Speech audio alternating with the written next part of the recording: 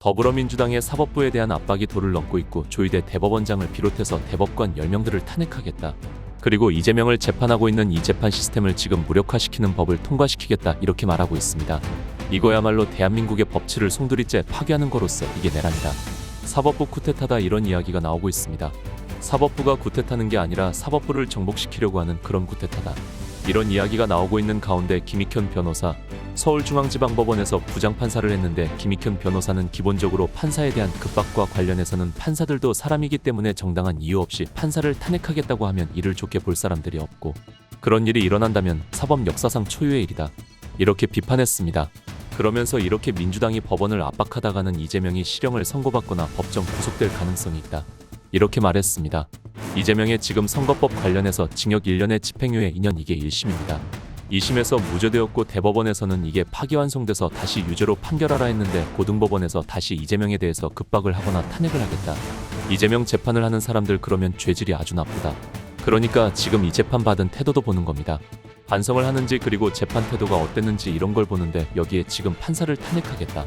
이게 대표적으로 사법방해 방해 정도가 아니라 사법 파괴 정도를 보는데 그래서 실형을 선고받아서 법정 구속될 가능성이 있다고 말했습니다.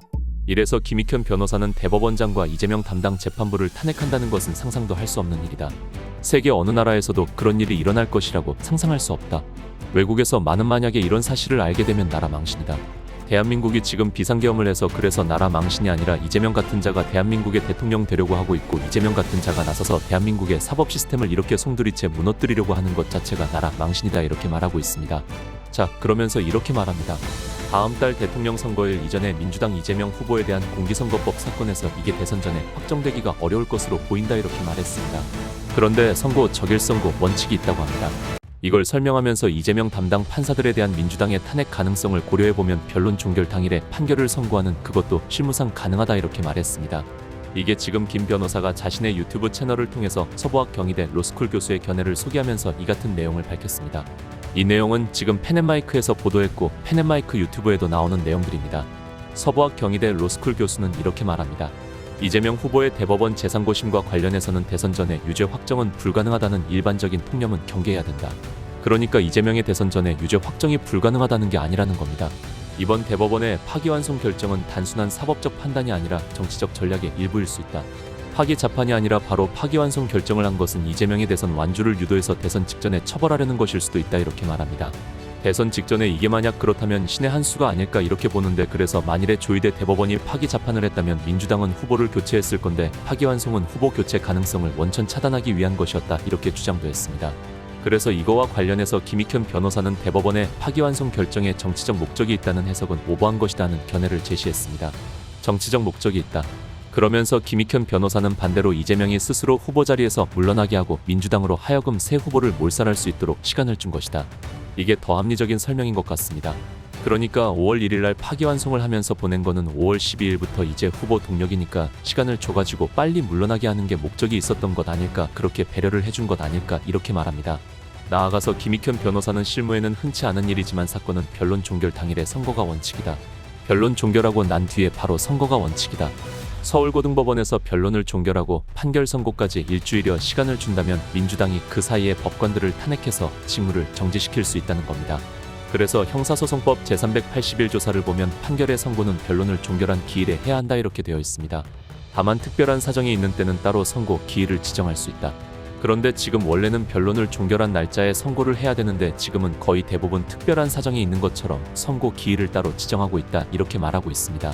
그러면서 지금 대법원장과 이재명 담당 재판부를 탄핵하겠다 이게 말도 안 된다는 겁니다. 그러니까 당일날 탄핵을 가능했다고 보면 바로 적일 선고를 해서 그래서 당일날 바로 선고를 하면 된다 이렇게 말하고 있습니다. 무엇보다도 여기서 주목을 받고 있는 게 바로 지금 탄핵하겠다고 하는 건 초유의 일인데 그래서 이 서울고등법원에서도 이런 상황이면 이재명에 대해서 실형을 선고하고 법정 구속을 할 수 있다. 이게 판사가 할 수 있는 겁니다.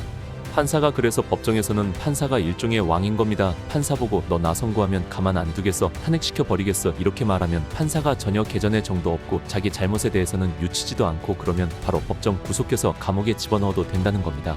이런데 지금 세권은 엄연하게 분립이 돼 있고 입법 사법행정에서 사법부가 입법부와 행정부를 견제하는데 그 긴장 기능을 완전히 없애버리려고 대법원장을 탄핵하겠다. 대법관들도 탄핵하겠다. 그리고 법에 지금 진행되고 있는 재판도 지금 그 부분에 면소를 주겠다라고 하면서 허위사실죄 거기에 행위본을 쏙 빼가지고 허위사실을 쏙 빼버린다. 그러면 이재명의 지금 재판 진행하고 있는 절차가 완전히 사라져버린 겁니다. 그러면 이재명은 처벌하지 못한다. 그것뿐만 아니라 이미 진행되고 있는 재판도 스톱 대통령이 당선되면 올 스톱되어 버린다. 이런 법을 지금 만들고 있습니다. 그러니 이재명만을 위한 법을 만들고 있는 이 나라는 이재명 전제군주국이다. 이재명이 왕이다.